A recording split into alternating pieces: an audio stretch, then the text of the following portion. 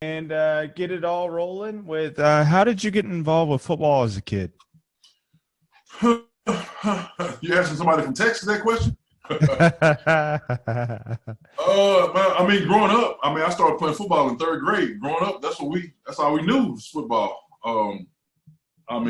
We played touch football when we were like 5 or 6 till we were able to play tackle football in third grade. So, it's a way of life down here, man. Definitely, that led to a Super Bowl. That's right. So, who were your sports role models as a kid? You know, it's gonna sound weird, man, but I've always loved to see the underdog win, man. I've always rooted for who. I hate to say this, I'm from Texas, but I'm not a Cowboys fan. I like to see. I was rooting for Buffalo when the Cowboys played the Buffalo Bills. Bruce Smith is a guy I looked up to. I like Walter Payton. There's a couple guys that I thought that when I was growing up, I would like to imitate the things that they were doing. But as far as, like liking a team or following a team or an individual, I didn't have a lot of individuals I followed. I liked a lot of guys. Like I said, I like to see the underdog win. Even right now, and it's going to sound real, I'm not going to say it, no. You got to say the Bengals, man. I believe it. I know. Rams, baby, Rams. Yeah. I like to see the underdog, man. I like to see teams that never won the Super Bowl win the Super Bowl. When I went with the Rams, it had never happened. And the crazy part is the year I got in, the year before that, they were 3-13. They were like the laughing stock of the NFL, and we just came out of nowhere and won the Super Bowl. So it's good I like to hear that story, man. I like to hear that amazing journey that a team that can take to get to the spot that everybody since third grade dreamed about doing, Definitely. Hey, you're a part of the greatest show on turf, man. Man, the whole football experience with the greatest show is still like a dream, man, because I never would have. It's like I can tell you a couple stories that happened when I was in St. Louis, and I thought they're pretty good stories. I didn't know much about the Rams when I got there. I didn't know anything about Kurt Warner. I didn't know anything about Trent Green, Marshall Faulk. I knew a little bit about Marshall, a little bit about Orlando, but I was coming from. I was 2 years out of school before I started back playing football again. So I walked on as a free agent, and when I got there, going around the city talking to different people, they're coming at us like, "Hey, man, how many games are gonna win? 3, 5?" And I'm like, what are y'all talking about? We're going to the Super Bowl. Like, you could tell in preseason how good we were. We knew how good we were. We knew how good our team was going to be through the season. And I kept telling people, like, man, y'all going to miss out on this, man. We got a lot of special things going on in St. Louis right now. And they didn't believe me. And I couldn't wait until, like, we proved it. And I went back in the story that I'm telling you about. It was Jack in the Box I went to because it was like, my first. I was broke. I didn't have much money. I was going to Jack in the Box. I was talking to the guys at Jack in the Box, and they were making fun of us. You're like, man, you a big dude. You play football. Like, y'all play with the Rams. They're like, man, y'all going like 5 and 6. How many wins y'all gonna get? I'm like telling them, like, nah, man, we going to the ship, man. We're gonna win this. So like 6 games into the season, we're 6-0. So I show back up at Jack in the Box, looking for these guys. Like, I want to talk to these guys, and man, it was an awesome experience when I got there. I bet you they were nowhere to be found. They came out and they shut Jack in the Box down, and they jumping in my arms. They was all excited about us going 6-0, and they just knew we were going to Super Bowl. Like, no, y'all said we were going to win 5 games. So, pretty good experience right there, man. Definitely. So, the NFL transition for you, what was the toughest part about the jump, man? So, you got to hear my experience first, how I got to the NFL. So I was working for 2 years in my hometown. I'm originally from a city called Longview, Texas. I worked there for 2 years before I started back playing football again. I was a supervisor at a plant in Longview, and I heard about this tryout in Shreveport, Louisiana. And I drove down and tried out, killed it, murdered it. It was awesome. And I played a whole season with them. I played 10 games. This was in 1999. I'll see if you can follow this. It's pretty good. So I played for a league called the Regional Football League, and we went through training camp 2 days, and then we played 10 games. And then after the 10th game, my head coach, his name is Fred Akers. He was the old coach from the University of Texas back in the day. Well, Fred Akers got me a tryout with the Edmonton Eskimos in 1999. So the season was over with on a Saturday. On Monday morning, I was in Edmonton. So I went through another 4 weeks of training camp in Edmonton. So right at the end of training camp, the general manager of the Edmonton Eskimos pulled me to the office and was like, "Hey man, we gotta cut you." I'm like, "Cut me? Like, can't nobody even block me out here?" And he's like, "No, it's some NFL teams that they've been coming and they want you to come to camp." So while I'm in camp in Canada, I got invited to I had like 5 different teams want me to come to camp in the United States. So they cut me in Canada. I got back and I hired an agent, and we ended up having 5 teams, and we kind of did the research on which team we think we had the best shot going to. St. Louis Rams, 3-13. They got a couple of guys been playing for a long time. Let's go there. So I go there, try out, man, made the team in Super Bowl, man. My rookie year, I'm 26 years old. Rookie year. The best part about it, they didn't know I was a rookie, so I didn't have to do a lot of rookie stuff. So that was pretty good. But I mean, it was a great journey, man. But I went through like 14 weeks of training camp, man, that year. So I was beat up by the time we got to the Super Bowl, man. Hey, it tends to happen that way. Right. The greatest things in life always are unexpected. So absolutely. Sure. So what was the emotions like walking off the field Super Bowl champions? Man, I mean, even to think about it right now, it's like you can't explain it. You can't. There's no answer to that question because this is a true story.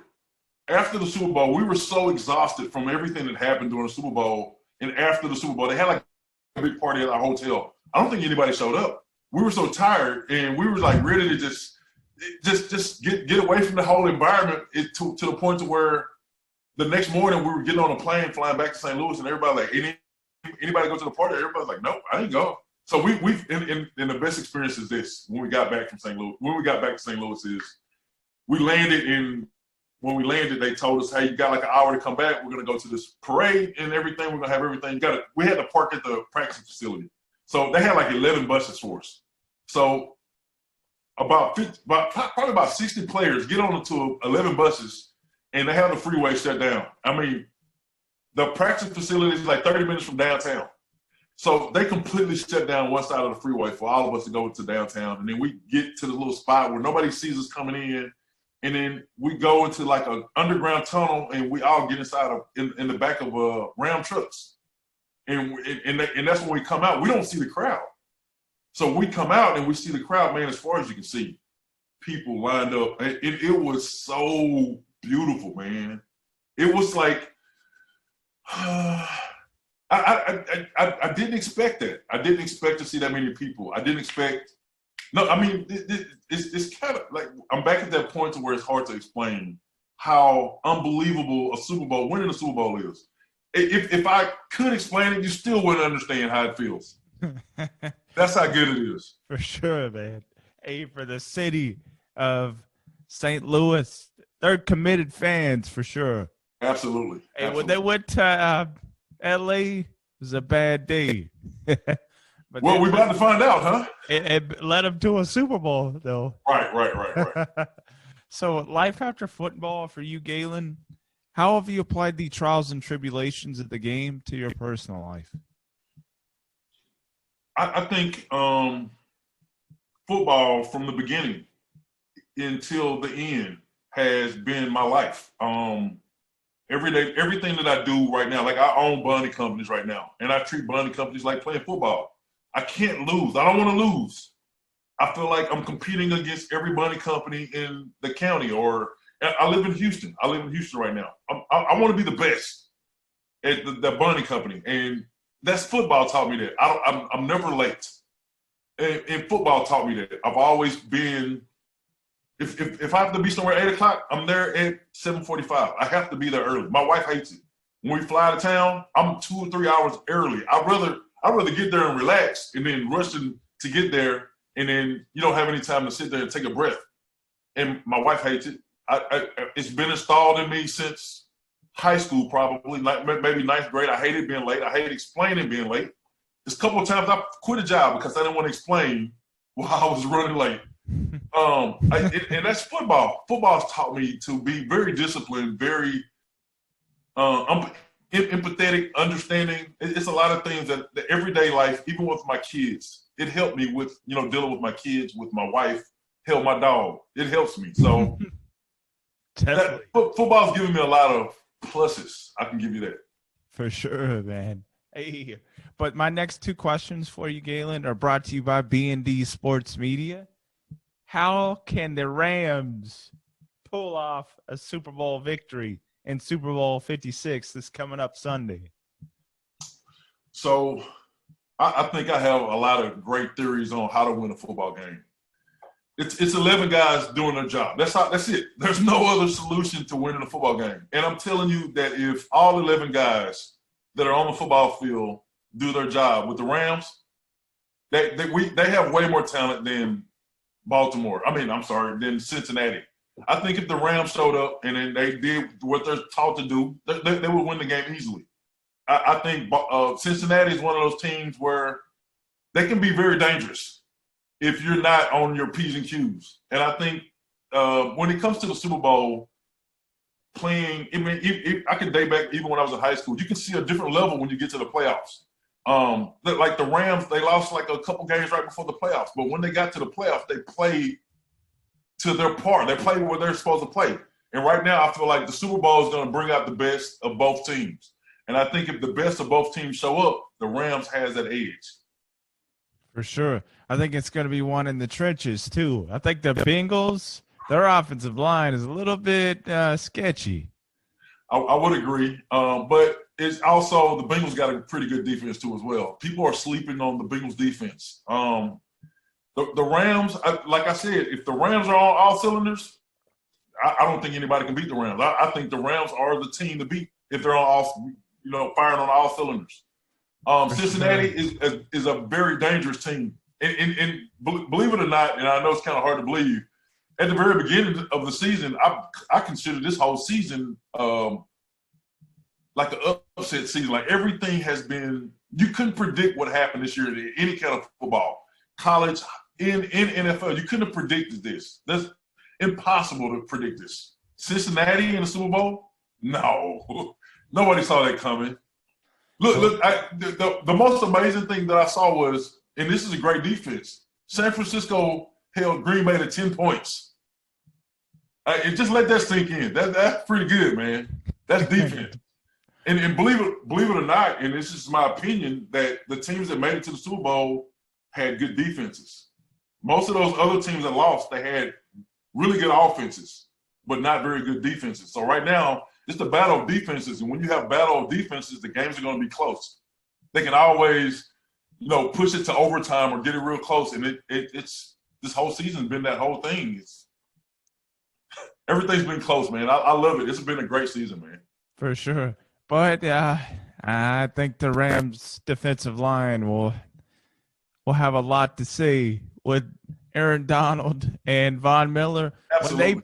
When they got those players, Von Miller, Odell, they pushed all their chips to the middle of the table. I think they were going for broke, man. Oh, why not? I mean, that's what it's for. That's what you're there to win the Super Bowl. Who wouldn't do well? That's a bad question, I guess. But what they did was amazing, man. You can't beat that. You got some of the best defenders on your team, and you made them better. You got Aaron Donald. I mean, who would say, hey man, we need Von Miller? Oh my God. Von Miller and Aaron Donald, man, that just tipped it over, man. It's just amazing. It makes you wonder why other teams are not doing what they did. Odell Beckham, who don't want Odell Beckham on their team? Hard worker, great route runner. Oh my God. I'm a quarterback. If I'm a quarterback, I wouldn't want him. It's amazing what they did. Yeah, I think a lot of teams are going to try to follow suit pretty soon. Definitely. And everybody forgets Jalen Ramsey's on that team too. Right. They have a stacked roster. Absolutely. It's unfair, man. Unfair. Well, everybody has the opportunity to do it, so I think it's fair. I like it. I think it's a great idea. For both sides, for the Bengals and the Rams, who are the X factors for both teams? So X factor to me, both teams, quarterbacks. That's the quickest way to win or lose a game.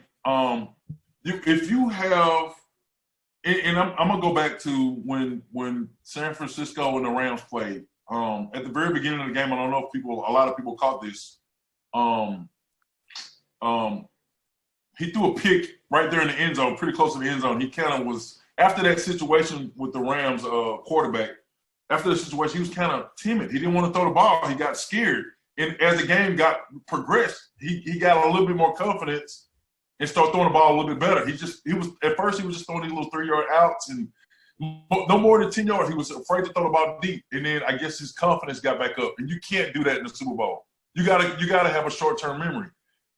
And as long as he has all the confidence in the world, it would be Matthew Stafford.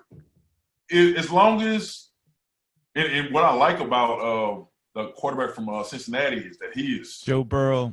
He don't know any better. He don't. He's been in the big stage. He's been on the big stage in college football, but he is dangerous because he has nothing to lose. They're not supposed to be there. So I mean, if I was him, I'd sling it. I wouldn't care if I threw a pick. At the end of the day, I'm trying to win a Super Bowl, man. So I think those two are most definitely the factors. I think Aaron Donald is big, but not as big as the quarterback. Quarterback touched the ball every play on both teams. Interception can completely change the aspect of the game.